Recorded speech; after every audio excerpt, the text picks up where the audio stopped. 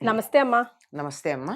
అమ్మ, comment box లో ఒక ధర్మ సందేహం చూశాను. హ్మ్. మిమ్మల్ని అడుగుతానన్న ఎలా కడిగి పడేస్తారని నాకు డౌట్ వస్తుంది. హుహు. ఇల్లు తుడిచి స్నానం చేయాలా? స్నానం చేసి ఇల్లు తుడవాలా అన్నది ఒక క్వశ్చన్. అమ్మా, ఇల్లు తుడుస్తున్నారు అందరూ వాళ్ళంతటా వాళ్ళు పనివాళ్ళు లేకుండా. తుడవట్లేదు అనుకోండి, మరి ఇంకా కొన్ని ఇళ్లలో అంటే తుడుస్తున్నారు ఇక్కడ కదా. ఎక్కడ వరకు వస్తుందో నేను చెప్తా. ఉమ్, పనివాళ్ళు లేకుండా వీళ్ళే ఇల్లు తుడుస్తున్నారు అన్నది మొదటి మాట. ఉమ్, ఒకవేళ పనివాళ్ళు ఉన్నా చాలా మంది ఇప్పటికి కూడా చాలా మంది ఉమ్, దేవుడి గది అవి వాళ్ళే చుమ్ముకుంటారు. వంటగది అవును. వంటగది కాకపోయినా దేవుడి గది వరకు వాళ్ళే శుభ్రం చేసుకుంటారు. ఎస్.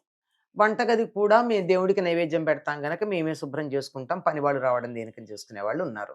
వీళ్ళ అంటే మనం హ. వెలిగించాం కదమ్మా, అసలు స్టవ్ కూడా ఆన్ చేయం కదా, తుడబందే. ఎందుకు ఆన్ చేయరమ్మా? కాఫీలు టీలు తాగు కదా చేసుకుంటాం పనులన్నీ. హ్మ్. వంటకైతే చెయ్యం గాని ఉమ్, కాఫీకి పెట్టుకుంటాంగా. పెట్టుకోరా? అంటే కాఫీ కూడా వాళ్ళు ఇల్లు తొడవకుండా స్నానం చేయకుండా కాఫీ తాగని వాళ్ళు ఉన్నారా? మేమైతే ఉన్నామమ్మా. ఆ? మా అత్తగారు ఒప్పుకోరు అసలు. ఆ. హ్మ్. కొన్ని కొన్ని కొన్ని కొంత జాతి ఉంది ఇంకా. అదే అంటున్నారు, ఉన్నారా అంటే కాఫీకి కూడా తాగరా? కాఫీ స్నానం చేయకుండా ఆహా! ఆ? స్నానం కాదమ్మా, ఇల్లు తుడవడం ఇల్లు. విషయం. అది అంటే ఇప్పుడు ఏమైంది? అర్థం ఏమైంది హ్మ్. ఇప్పుడు చెప్పండి. అందుకే నేను అడిగింది. హ్మ్. ఏమైంది? కాఫీ స్నానం చేశాక కాదు, ముందరే తాగుతారు కదా, అవును. తాగే స్నానం చేస్తారు కదా. హ్మ్. అంటే ఇల్లు చిమ్ముకున్నాక స్నానం చేస్తున్నారు, తప్పేం లేదు. హ్మ్.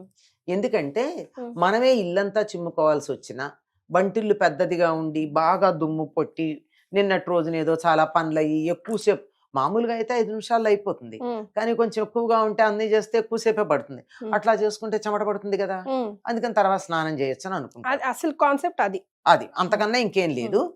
కాకపోతే దేవుడి గది మాత్రం స్నానం చేశాక చిమ్ముతారు. అసలది మనం ఇంకా బ్లడ్‌లో అది ఫిక్స్ లేదు, అయిపోయింది. లోపలికి వెళ్ళం కదమ్మా. హ్మ్. దేవుడి గదిలోకి వెళ్ళాం. హ్మ్. వెళ్ళము అంటే స్- పొద్దున్న లేచాక వెళ్ళాం. అవును. సాయంకాలం అయితే స్నానం చేయకపోయినా పొద్దున స్నానం చేసి మొహం ఉంటాం కాళ్ళు చేతులు గనక కడుక్కొని అట్‌లీస్ట్. వెళ్ళి పెడతాము. లేదు దేవుడి దగ్గర ఉన్న కుంకుమ భరణ కావాలో ప్రసాదం తీసుకోవాలో అంటే మరీ 1, 2 పనులు చేసిన బట్టలు కాకపోతే పెడతాం. హ్మ్. అంతే కదా, అంతే. వెళ్ళి తెచ్చుకుంటాం. కనుక ఇక్కడ అర్థమైపోయింది. మిగిలినటువంటి చోట కూడా ఇల్లంతా స్నానం చేసి తుడవాలంటే ఎక్కడ కుదురుతుందమ్మా? హ్మ్. అప్పటికి ఎప్పుడవుతుంది? 8కో 9కో అవుతుంది. హ్మ్. పిల్లలందరు లేవాలి, ఇంట్లో వాళ్ళందరు లేవాలి, అప్పుడు కదా. అంతేగా. అంతే కదా. హ్మ్. ఇలాంటివన్నీను ఎక్కడో ఏదో ఎవరో చెప్పడం. హ్మ్. హ్మ్. పూర్వం పద్ధతి ఏం కాదు అయితే. పూర్వంలో పెద్దవాళ్ళు కంపల్సరీ అనేవారు కదమ్మా! ఆ! స్నానం చేసే అసలు పడక గది నుంచి బయటికి రావాలి. ముఖ్యంగా పిల్లలు పుట్టని వాళ్ళు, కాదమ్మా. ఆడవాళ్ళు. ఎట్లా పూర్వకాలం స్నానం చేసి పడక గదిలోంచి ఎట్లా వస్తారు? పూర్వకాలం స్నానాల గదులు పడక గదుల్లో ఉండేవా? ఓహ్! అటాచ్డ్ బాత్రూమ్స్ లేవు గదా! లేవు. లేవు గదా! హ్మ్. బయటకొచ్చాకే గదా! హ్మ్. ఆఖరికి మనం లఘుశంక తీర్చుకోవాలన్నా పడక గదిలోంచి బయటకొచ్చి హ్మ్. బయటికి వెళ్ళాల్సిందే గదా! హ్మ్. ఏం మాట్లాడుతున్నారమ్మా? ఈ అసలు మనకి దేనికి కనెక్ట్ చేయాలో తెలియకుండా మాట్లాడడం వల్ల వస్తోంది. హ్మ్. పడక గదిలోంచి బయటకొచ్చిన తర్వాత కాలకృత్యాలు తీర్చుకుని స్నానం చేస్తారు. హ్మ్. అంతేగాని పడక గదిలో స్నానం ఎక్కడ చేస్తారు? అటాచ్డ్ బాత్రూమ్స్ ఎక్కడున్నాయి? ఇప్పటికీ చాలా పల్లెటూళ్ళల్లో అటాచ్డ్ బాత్రూమ్స్ లేవు. అవును. ఇప్పటికీ ఈ మహానగరంలో గూడా హ్మ్. పాతకాలపు ఇళ్ళేమైనా ఉన్నట్టయితే వాటికి టాయిలెట్స్, బాత్రూమ్స్ బయటే ఉన్నాయి. బయటే ఉన్నాయి. మరి అట్లాంటప్పుడు పడక గదిలోంచి స్నానం చేసి బయటికెట్లా వస్తారు? ఎక్కడ పుట్టిందమ్మా మరిది? ఎక్కడ పుట్టింది అని అడక్కండి. ఆ! ఎక్కడైనా ఏదైనా పుట్టచ్చు. యూట్యూబ్ జనరేషన్‌లో. వినేవాళ్ళుంటే చెప్పేవాడు ఏదైనా చెప్తున్నాడమ్మా. అది. హ్మ్. నేను చెప్పేది సెన్సిబులా లేదా అని ఆలోచించుకోవటం లేదు. హ్మ్. చెప్పేవాడు సరిగ్గా చెప్తున్నాడా లేదని వినేవాళ్ళు ఆలోచించుకోవటం లేదు. స్నానం పడగ్గదిలో స్నానాల గది అటాచ్డ్ లేనప్పుడు స్నానం చేసి బయటికి ఎట్లా వస్తారు? హ్మ్. వంటింట్లో కూడా రాకూడదు అని ఎక్కడా లేదమ్మా. హ్మ్. వంట చేయకూడదు అంటే పూర్వం పొయ్యి గట్టు వేరే ఉండేది. చిన్న హ్మ్. మామూలే నేల మీదే ఉన్న పొయ్యి, హ్మ్. ఆ పొయ్యి కొంచెం ఇలా ఎత్తుగా ఉండి దాని మీద పొయ్యి ఉండే. ఆ ప్రాంతానికి వెళ్ళరు, మిగిలినంతా తిరుగుతారు. హ్మ్. తిరగకుండా ఎట్లా కుదురుతుంది? హ్మ్. రాత్రి తిని పట్టిన అంటగిన్నెలు, ఎంగిలి గిన్నెలు బయట వెయ్యాలి అంటే స్నానం చేశాక ఎంగిలి పళ్ళాలు ముట్టుకోరు గదా! మరి. కొంచెం ఎవరికి వాళ్ళు ఎవరో చెప్పారని కాదు. మన అనుకూలం, మన సౌకర్యం, మన మనసు చెప్పింది వీటన్నిటిని గూడా చేసుకోవాలి. హ్మ్. ఇవన్నీ చేశాక స్నానం చెయ్యండి. హ్మ్. లేదు నాకు స్నానం చేస్తే గాని వంటిల్లు చిమ్మటానికి వీలు లేదు అని ఎవరికైనా మనసులో ఉంటే ముందు రోజు రాత్రి అన్నీ బయట పెట్టేసుకోండి. మరి.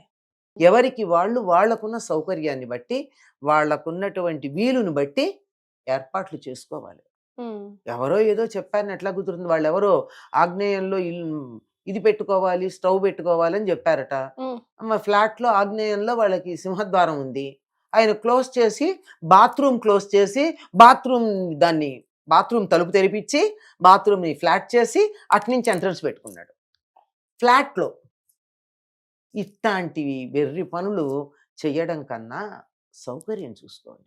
స్ ఎందుకు చెప్తారు అంటే, హ్మ్. సాధారణంగా చీపురుతో ఇల్లు చిమ్ముతాం, చెత్త తీస్తాం గనక చీపురు ముట్టుకుంటే చేయి కడుక్కోమంటారు. హ్మ్. చేయి కడుక్కోమంటే స్నానం చేయమనా? మరి. కాదు కదా! పైగా చీపురుకి ఇంకో పేరుంది. హ్మ్. శ్రీ మహాలక్ష్మి అంటారు. అవునమ్మా. చీపురుని కాలుతో తన్నకూడదు, ఎడమ చేత్తో తీయకూడదు, చాలా జాగ్రత్తగా చూసుకోవాలి. హ్మ్. మరంత శ్రీ మహాలక్ష్మిలాగా చేసేటటువంటి చీపురుని ముట్టుకుంటే హ్మ్. పనికిరాదని ఎలా అంటాం? అదే కా కదా! ఆ! ప్రశ్న అదే కదా! శ్రీ అది. మహాలక్ష్మిని స్నానం చేయకుండా ఎలా ముట్టుకుంటావు? ఆ! రాత్రి wife and husband private time తర్వాత స్నానం చేయకుండా వచ్చి ఎలా ముట్టుకుంటావు? అక్కడే కదా క్వెషన్ వస్తుంది. అదా ప్రశ్న. ఆ! అట్లా ఏం లేదు. మరి చిన్న పిల్లలు దేవుడితో సమానం. హ్మ్. పిల్లలు ఏడిస్తే ఎత్తుకోవడం మానేస్తున్నారా? హ్మ్. ఏమ్మా? మరే. అసలు ఎక్కడా కూడా చెప్పినటువంటి దాన్ని ఎక్కడికి ఆపాలి, ఎక్కడ తీసుకోవాలి అనేటటువంటి దాన్ని లేకుండా అయిపోయింది. హాయిగా సౌకర్యాన్ని బట్టి, హ్మ్. మీకున్న వీలు బట్టి హ్మ్. చక్కగా స్నానం చేసైనా ఇల్లు చిమ్ముకోండి. ఇల్లు చిమ్ముకున్నాక చెమట పడుతుంది. మళ్ళీ కాళ్ళు, చేతులు, మొహాలు అన్నీ చచ్చినట్టు బాగా కడుక్కోండి. అవును. మరి దేవుడి గదిలో దీపం వెలిగించాలంటే మరి అప్పుడు శుభ్రంగా ఉండాల్సిందే కదమ్మా! శుభ్రంగా ఉండాలి కదా! హ్మ్. ఇది చెయ్యండి. హ్మ్. లేదంటే హాయిగా అన్నీ చేసుకొని స్నానం చేయండి. అది. తప్పులేదు. యెస్. ఇంకో సంగతి చెప్తాను. హ్మ్. ఇంతకు ముందు కూడా చెప్పాను మన దగ్గరే. హ్మ్. భార్యాభర్తలు మీరన్నారే ప్రైవేట్ టైం అయిన తర్వాత హ్మ్. ఆడవాళ్ళు స్నానం చేయాల్సిన పని లేదు. లేదు. మగవాళ్ళు చేసి తీరాలి. శాస్త్రం చెప్పిన మాట చెప్తున్నా. హ్మ్. దాన్ని రివర్స్ హ్మ్. ఆడవాళ్ళకి అంటిచ్చేసారు. అంటించేశారు అంతే. హ్మ్. నేనేవ మెత్తని వాళ్ళని చూస్తే మొత్త బుద్ధి అయిందని మరే. అందులో ఈ ప్రశ్నలు అడిగేది ఆడవాళ్లే కదా! ఆ! మగాళ్ళు ఎవరిని అడిగారా? అడగలేదు. లేదు. ఇలాంటి పిచ్చి ప్రశ్నలు అడిగేది ఆడప్పలే గనక వీళ్ళకే అన్ని అంటిస్తారు. జాగ్రత్తగా ఉండండి. పిచ్చి ప్రశ్నలు అడక్కండి. హ్మ్. చక్కగా ఉండండి. హాయిగా ఉండండి. అమ్మ మన పురాణాల స్టోరీలే ఒక్కొక్కటి హ్మ్. మహాబాగా చెప్పారు. ఇప్పుడు పోలి కథ మీరు మహా అద్భుతంగా చెప్పారు. హ్మ్. అందులో కూడా ఏముందమ్మా భావనే గదా! అంతే. ఏది లేకపోయినా హ్మ్. ఎంత ప్రేమగా హ్మ్. చేసిందన్నదే ముఖ్యం. ఏ అంతే. పనిలో అయినా అదే గదా! అదే కదా! అదొక్కటి గుర్తుంచుకున్నా చాలు గదమ్మా! ఈ పిచ్చి అయితే ప్రశ్నల బదులు. అన్ని మన అవకాశాలున్నప్పుడు కూడా ప్రేముందిలే అని చెప్పి నిర్లక్ష్యం చేయకూడదు. హ్మ్. అవకాశం లేనప్పుడు అయ్యో! నాకు ఇవతల అవకాశం లేదు గనక, ఆ మనసు ఆగలేదు గనక ఇట్లా చేస్తున్నానని చెయ్యాలి తప్ప, వీలున్నప్పుడు ఎందుకు చేస్తాం? చెయ్యం. హ్మ్. వీలు నమ్మకం మూఢనమ్మకం గాకూడదు. మూఢనమ్మకం నమ్మకం గాకూడదు. అంతే. దేర్ అంతేనమ్మా. Is a thin line. We have to చాలా అండర్‌స్టాండ్. జాగ్రత్తగా ఉండాలి. ప్రతి దానికి కూడా మన సనాతన ధర్మంలో మన వాళ్ళు చేసిందేమిటంటే, ఒక ఆదర్శప్రాయమైనటువంటి వాతావరణానికి సరిపోయిన రూల్స్ ఇచ్చారు. హ్మ్. అన్నీ బాగుంటే ఇలా పాటించండి. తేడా వస్తే కన్సెషన్స్ ఉన్నాయి. ఉన్నాయి. అన్నిటికి ఉన్నాయి. అన్నింటికి ఉన్నాయి. అందుచేత పిచ్చి పిచ్చి బుర్రలు చెడగొట్టుకోకండి జాగ్రత్తగా. అన్నిటికి నేను ఒకటే చెప్తాను.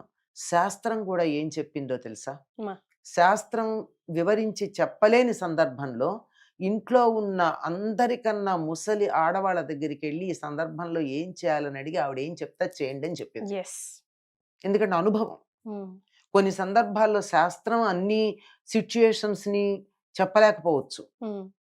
అట్లాంటప్పుడు అనుభవం చెప్తది. అనుభవం చెప్తుంది. హ్మ్. అందువల్ల ఇంట్లో మీ అమ్మ గాని, మీ అత్తగారు గాని, మీ నాయనమ్మ గాని, మీ అమ్మమ్మ గాని వాళ్ళనడిగి వాళ్ళు చెప్పినట్టు చేయండి జీవితంలో బాగుపడతారు.